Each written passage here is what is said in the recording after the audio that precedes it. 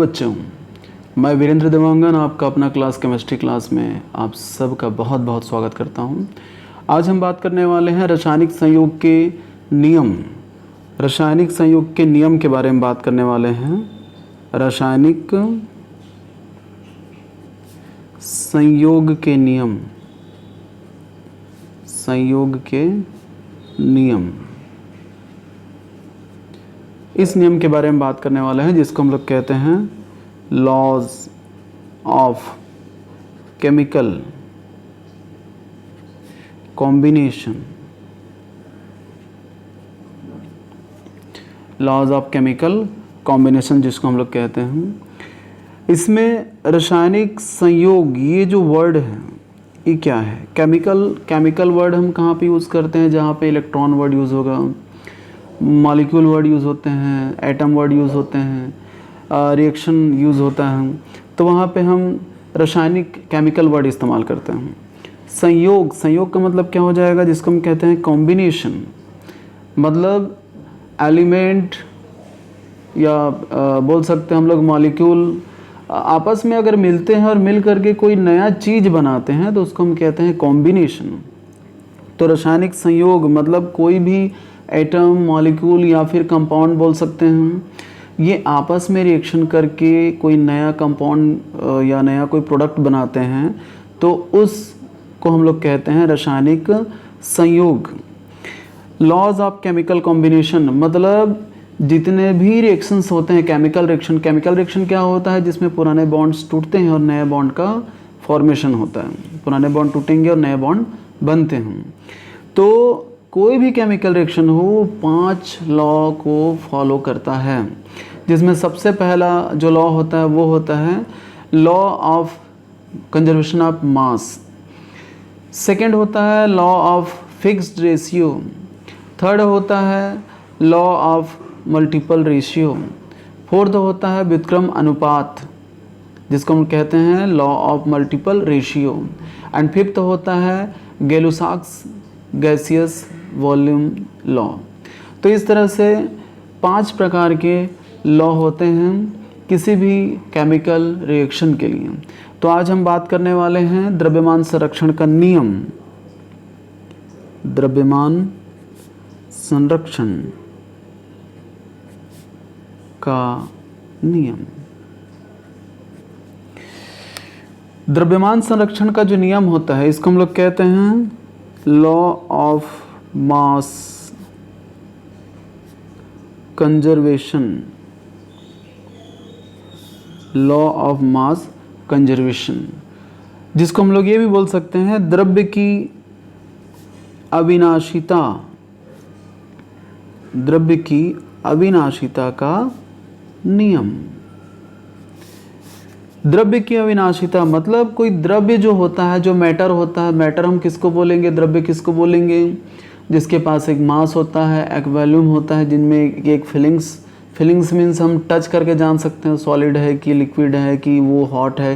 तो इस तरह के जितने भी थिंग्स होते हैं सब क्या है? मैटर हैं। तो कोई भी मैटर जो होता है वो कभी ख़त्म नहीं होता, उसकी जो एनर्जी होती है वो कभी ख़त्म नहीं होती है। तो इसको हम कहते हैं द्रव्य की अविनाशिता का नियम। पहले जैसा था अब भी वैसे ही रहेगा, सिर्फ उसके रूप में केवल कुछ चेंजेस आ गए हैं। तो इसको हम लोग कहते हैं द्रव्यमान संरक्षण का नियम। कोई भी मैटर हो, पदार्थ हो, उसका जो द्रव्यमान है हमेशा एज इट इज़ रहता है, चाहे वो लिक्विड फॉर्म में हो। लिक्विड से अगर हम उसको गैस कर देंगे, गैस से अगर अब उसको सॉलिड कर देंगे, कुछ भी स्टेट पे ले आए, तो वो हमेशा उसका जो मास है वो कंजर्व रहेगा, वो डेफिनिट रहेगा, वो फिक्स रहेगा। उसमें कोई उसके मास में किसी प्रकार का कोई चेंजेस नहीं आता। हम लोग एक मोमबत्ती लेते हैं, मोमबत्ती ले करके उस मोमबत्ती को यदि हम जला देते हैं तो जलाने पर क्या होता है? मोमबत्ती ख़त्म हो जाएगा? नहीं, वो क्या होगा? CO2 में कन्वर्ट हो गया और वो वायुमंडल में चला गया, एटमॉस्फेयर में चला गया। वह हमें लगता है मोमबत्ती ख़त्म हो गया, लेकिन केवल इसके जो रूप हैं, जो फॉर्म है, उसमें चेंजेस आए हैं। तो इसलिए कहा गया कि कोई भी मैटर जो होते हैं उसका जो मास है वो कंजर्व रहता है, सुरक्षित रहता है और संरक्षित रहता है। इस थ्योरी को सबसे पहले लोमोनोसॉफ ने दिया था।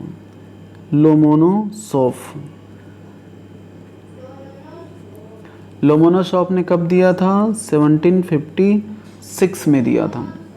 बाद में लेवोजियर ने क्या किया?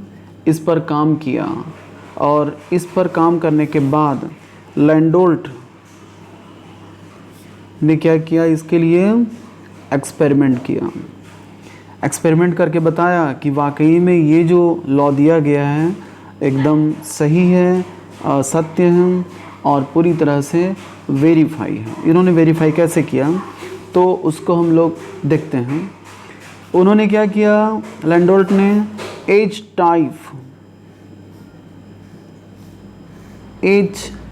टाइप उन्होंने एक ग्लास का स्ट्रक्चर लिया, एक एपरेटस लिया। इसमें वन साइड उन्होंने क्या किया? सिल्वर नाइट्रेट लिया, एंड अनदर साइड क्या लिया उन्होंने? HCl। तो जब इस तरह से उन्होंने लिया, इस HCl को हम लोग करते हैं NaCl, सोडियम क्लोराइड। अब सिल्वर नाइट्रेट और NaCl इस H टाइप स्ट्रक्चर में लेने के बाद इसको उन्होंने क्या किया? तौल लिया। तौलने के बाद जो भी इसका मास था उसको उन्होंने क्या किया? नोट किया। नोट करने के बाद उन्होंने क्या किया? इसको जस्ट उल्टा कर दिया। उल्टा करने पर क्या हुआ? सिल्वर नाइट्रेट NaCl की तरफ और NaCl AgNO3 की तरफ, दोनों एक दूसरे में मिक्स हो गए। मिक्स होगा तो निश्चित रूप से क्या होगा? दोनों के बीच में रिएक्शन होगा। तो दोनों के मिक्स होने के बाद उन्होंने फिर से इसको तौला। तो तौलने पर ये दोनों वैल्यू क्या मिले? हम इनको सेम मिले वैल्यू, इनके मास के वैल्यू में किसी प्रकार का कोई चेंजेस नहीं आया, जबकि रिएक्शन के बाद प्रोडक्ट कुछ दूसरा बन चुका था। सिल्वर नाइट्रेट प्लस NaCl, अगर इनके बीच में रिएक्शन होगा तो क्या बनेगा? AgCl, सिल्वर क्लोराइड और NO3 और Na मिल के क्या बना लेंगे? Sodium nitrate. तो सिल्वर नाइट्रेट और NaCl जब ये था तब इसको तौला गया, उसका मास नोट किया गया, और जब दोनों को मिलाया गया तब ये किस में चेंज हो गया है? AgCl और सोडियम नाइट्रेट, यानी प्रोडक्ट बन गया। तब ये बनने के बाद फिर उसने इसको तौला, लैंडोल्ट ने जब उन्होंने तौला तो एज इट इज़ मास मिला, सेम टू सेम मास। इससे उन्होंने ये प्रूव किया कि जो लेवोजियर ने जो लॉ दिया वो बहुत सही है, कि कोई भी केमिकल रिएक्शन अगर हो रहे हैं तब इस नियम को फॉलो करते हैं।